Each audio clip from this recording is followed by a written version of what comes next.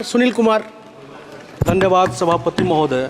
आज मैं वित्त मंत्री जी द्वारा पेश किए गए 2024-25 के आम बजट में शिक्षा संबंधी डिमांड और ग्रांट्स पर बोलने के लिए खड़ा हुआ हूं। महोदय, एनडीए के सरकार में शिक्षा के क्षेत्र में नई शिक्षा नीति लाकर एक अभूतपूर्व कार्य किया गया है। इस शिक्षा नीति से रोजगार प्राप्त करने का अवसर मिलेगा।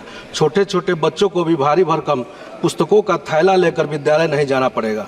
यह एक सराहनीय कदम है। माननीय प्रधानमंत्री आदरणीय नरेंद्र मोदी जी और बिहार के मुख्यमंत्री आदरणीय नीतीश कुमार जी ने भी शिक्षा पर बहुत जोर दिए हैं और डबल इंजन की सरकार बेहतर शिक्षा के लिए प्रतिबद्ध है। सभापति महोदय, माननीय वित्त मंत्री जी ने शिक्षा कौशल विकास पर जोर देने वाला रोजगारमुखी और विकासमुखी बजट पेश किया है, जिसका मैं स्वागत करता हूं। इस बजट में शिक्षा, रोजगार और कौशल के लिए बजट आवंटन में 30% की वृद्धि हुई है। इससे यह राशि 1,48 करोड़ हो गई है, जो कि अपने आप में एक मिसाल है। उच्च शिक्षा में सकल नामांकन अनुपात जो वर्तमान में 28% है, उसे बढ़ाने के लिए शिक्षा ऋण के लिए ई वाउचर पेश किए गए हैं। भारतीय संस्थानों में उच्च शिक्षा हासिल करने के इच्छुक स्टूडेंट को 10 लाख रुपए तक के एजुकेशन लोन के लिए ई वाउचर दिया जाएगा और ये ई वाउचर हर साल 1 लाख स्टूडेंट को ऋण राशि के 3% की वार्षिक ब्याज दर के लिए छूट दिए जाएंगे। इस ऋण की राशि से आर्थिक रूप से कमजोर लोग भी अपने बच्चों को उच्च शिक्षा के दिलवा सकेंगे।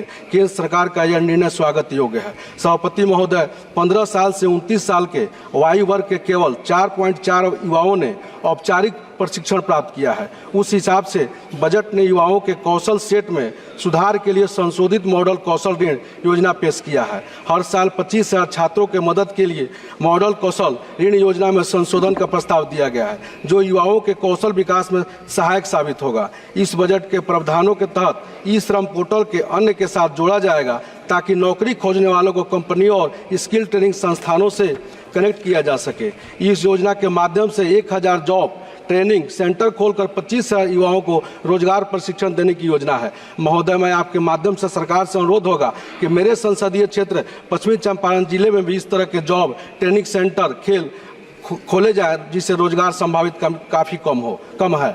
महोदय, औद्योगिक प्रशिक्षण संस्थानों का डेवलपमेंट और कौशल विकास कार्यक्रम हब एंड स्कोप सिस्टम के तहत 5 सालों में 1000 ITI डेवलप किए जाएंगे। सरकार के निर्णय का भी स्वागत होना चाहिए। इसके अंतर्गत राज्यों और उद्योगों के सहयोग के परिणाम और गुणवत्ता पर भी ध्यान दिया जाएगा। सभापति महोदय, मेरा एक आपके माध्यम से सरकार से अनुरोध होगा कि मेरा संसदीय क्षेत्र अति पिछड़ा और जनजातीय बहुल है, इसलिए इस 1000 की सूची में वाल्मीकि नगर संसदीय क्षेत्र के ITI संस्थानों को भी शामिल कर उसे विकसित किया जाए, ताकि स्थानीय युवा भी तकनीकी और औद्योगिक प्रशिक्षण लेकर दक्ष हो सके।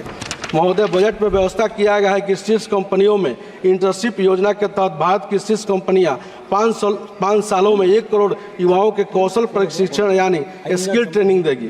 5,000 रुपये मासिक मानदेय के साथ 12 माह की प्रधानमंत्री इंटर्नशिप मिलेगी। सरकार से मेरा आग्रह है कि आज के महंगाई के दौर में यह राशि बहुत कम है, इसे बढ़ाकर 10,000 रुपये मासिक किया जाना चाहिए। महोदय, सरकार ने ऐसा निर्णय लिया है कि कामकाजी महिला छात्रावास स्थापित किए जाएंगे। छात्रावास और क्रेज के जरिए कामकाजी महिलाओं की उच्च भागीदारी को बढ़ावा दिया जाएगा। हमारी सरकार समग्र विकास के राष्ट्रीय सहयोग नीति लाएगी, साथ ही ऋण के लिए वित्तीय सहायता प्रदान करेगी। इस निर्णय का अभिनंदन करते हुए मेरी सरकार से मांग है कि जनजाति बहुल वाल्मीकि नगर संसदीय क्षेत्र के हरनाटाल और बेलसंडी के अलावा रतनपुरवा और कदमहवा में थारू और उड़ाव आदिवासी जनजातियों के महिलाओं के लिए इस तरह के लिए कामकाजी महिला छात्रावास स्थापित किए जाएं। सभापति महोदय, अंत में सरकार के इस निर्णय का स्वागत करते हुए सरकार से मांग करता हूं कि मेरे संसदीय क्षेत्र वाल्मीकि नगर में केंद्रीय विद्यालय और नवोदय विद्यालय की स्थापना की जाए और बिहार के ही मधेपुरा लोकसभा में भी केंद्रीय विद्यालय की स्थापना की जाए और सुपौल लोकसभा के वीरपुर में केंद्रीय विद्यालय की स्वीकृति हो गई है, जमीन की रजिस्ट्री के लिए फंड दिया जाए। और अंत में मैं, क्योंकि महात्मा गांधी की कर्मभूमि वाल्मीकि नगर रही है और नरकटियागंज में गांधी दर्शन पर आधारित एक रिसर्च संस्थान भी खोला जाना चाहिए, जहां पर गांधीयन स्टडी की पढ़ाई होनी चाहिए। इसके साथ इस मांग पर सहमति जताते हुए अपनी बात समाप्त करता हूं। बहुत बहुत धन्यवाद।